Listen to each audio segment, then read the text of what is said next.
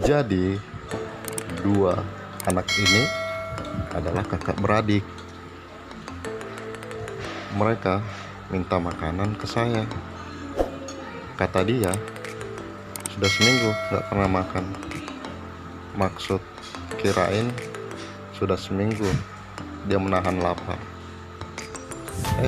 Ternyata sudah seminggu dia tidak pernah makan di restoran lagi. Nah, lihat, saking lahapnya dan laparnya dia, hanya tulang-tulang ayamnya saja yang disisakan di atas meja. Apalagi ayam memang makanan kesukaan dia. Apalagi ini ayam kampung yang terenak yang ada di kota Makassar, yaitu ayam goreng Sulawesi.